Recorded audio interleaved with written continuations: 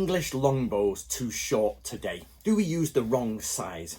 So basically, a while ago, I said maybe the swords we use were the wrong size, especially the Japanese katana, because the height difference between modern Japanese or us and original Japanese at 5 foot to 5 foot 2 inches was ridiculous. It was like almost a foot difference. So like the swords need to be go up by 1/6 or just under 1/6 or maybe a seventh. So the question would be, are English longbows too short for us to use? Should we be using 7 foot longbows? So I've got some images here from Matt Easton from Scholar Gladiatoria. Them words are too long for me, and he's very kindly supplied them. However, I don't have a Pinterest account, which means they're out of focus, some of them, but they'll be on the side there. So this goes for this goes for all weapons. I discussed this before. I know Matt's discussed it, and Matt's talked about someone else discussing this, but it just dawned on me the other day that maybe English longbows are too short today. When you buy an English longbow, mine is up there, you generally get it about 6 foot. Now, in art, which we have to be very careful with when we use art, it's always good to use art, but you have to be careful. Sometimes they're long, sometimes they're short. This could be dependent on the artist or different factors. But we do know that from the Mary Rose, the average height of a longbow, when taken into account, was actually 6 foot 6 inches in the days of the Mary Rose, so 1500s-esque. So the question is what length longbow should we be using? Now, it says like they had draw weights up to 180 pounds, which is ridiculously strong. And some of them are nigh on 7 feet tall. And they all seem to be roughly over 6 feet. Yes, there are some short bows. There are lots of examples of different style bows. We're talking on average, when you look at the English longbow, we're looking at about 6.5 foot. As an average. And there are quotes that say it was, depended on the size of the man, etc, etc. Now, if you go back to medieval records, the heights fluctuate. I've checked them all, guys, but I'm not going to bore you with all the statistics, but I've been through them. But basically, around the time that the English longbow is becoming, very popular, we start to see about a 5'8", 5'9", people or men, and I am 5 foot 10 inches tall, quite short for a modern guy, but not short. So what we're gonna do is, so the average today, for England is about 5'11" to verging on 6 foot. Americans are probably taller because you eat better. We've all seen your barbecues. When you come to an English barbecue, would you like some meat? You go to an American barbecue, would you like some meat? I don't know where you get this meat from, guys. I don't know where you get it from, but it's not the same in England. So English people are a little bit shorter on average, I think, than Americans, but that is a guess. I've not checked that. So what we're looking at is a height of about 5'8" in medieval times, maybe smaller, depending on the years, the famines, the Black Death, etc, etc. But on the whole, you've got shorter people in the past and taller people now.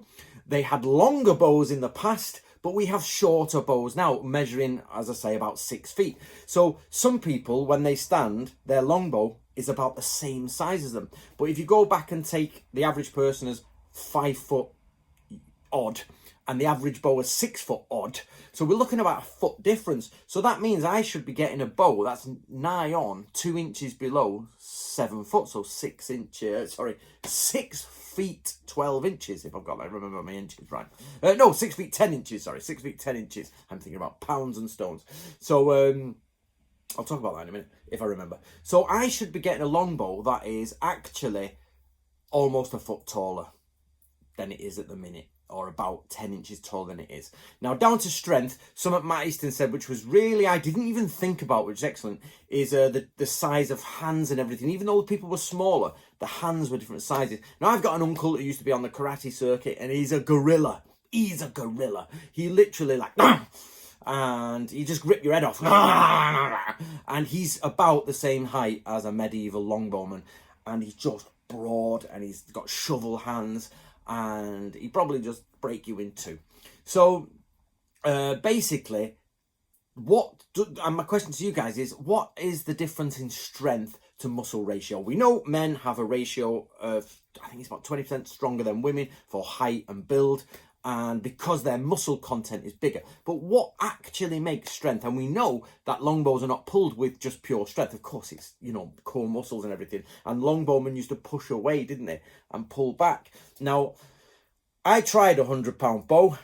Nearly killed myself, but that was about 12 years ago, maybe 15 years ago. And now I've passed 40. I've gone into that man strength time. You know, when you've got boy strength, which is like, yeah, and then you just get man strength and you're like, nah. So I'd like to now try a 100-pound longbow or an 80, 90-pound longbow, because the 60-pound one I've got a little bit too like bing. So I need a bigger or stronger longbow. So to you guys, let's look at the maths of this, because I'm terrible at maths. Matt, if he could do something about this, you don't have to, Matt, I know you're very busy, but basically we should be buying longbows that are bigger. We clearly can't draw the weights, the average weights medieval people were drawing, even though they were smaller than us. So they were smaller than us, but stronger than us. They had proportionately larger bows than we use. So if we were to turn up on a medieval battlefield, they'd be like, why do you have a diddy bow and why is it a twig?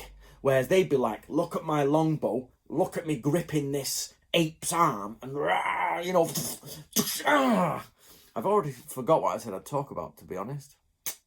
Never mind. Anyway, so my question to you guys, and I'll come back periodically and have a look at this, is what is the length of bow modern people should use? Let's say the average person is 6 foot, you know, across the European board, probably a smidgen under 6 foot. And what should be the average draw weight? Should we be using more draw weight because we're bigger people, or does strength not deal with size? Now, I'm going to say strength is totally relatable to size, because I know full well somebody comes along who's bigger than me, grips me, picks me up, and I'm too strong. I had an arm wrestle with my brother who's a bit soft, you know what I mean? He's like, but he's bigger than me, and he just went like clink, and I just went, come on, and he just was like, all my family are bigger than me and stronger than me. I lift in logs, I'm thinking I'm amazing. My cousin comes along and goes, what are you doing, Anthony? I don't know why he's German, he's from Oldham. But they're much stronger than me, but they're bigger than me. But scientifically, what's the ratio of strength? Because we've got medieval people pulling 180-pound longbows and us people struggling at 100 pounds. So how does that work? Let me know. It's a maths question, so that means my brain is out because I can't do maths. Right, guys, so thank you to Matt for supplying the images for me. Some questions out there for you guys would be superb. And next time I buy a longbow, I'm going to get a bloody 7-foot one. And I'm going to try and get about an 80 or 90-pound longbow at 7 feet to try and replicate that and build up. And I'd love to get to about 120 pounds in the end. But I need the squandulers for that, and I've got such a small space. I've just bought an archery target now, but I've got literally about 3 meters to shoot it, because in Wales, where I live, you'd think there's tons of room, but there's not. It's all owned by farmers who have sheep, and you can't fire anywhere because you can't fire in public, and you have to do it on private land, and all the private land here has got sheep on it, so you can't go murdering sheep. So I've really struggled here practicing longbow, and it's almost come to a none. The same goes for Japanese people. Japanese people are shorter, so therefore back in the day, so therefore a 7-foot Japanese bow should be 8 foot for us. So if we're going to do archery, should we have an 8-foot Japanese bow? That would be ridiculous, you know what I mean? Like, whang. But you look at the small Japanese people firing 7-foot bows, you're like, that's a 2-foot difference, which makes me should be having an almost 8-foot longbow for, you know, Japanese Yumi. Answers, guys. I need some answers.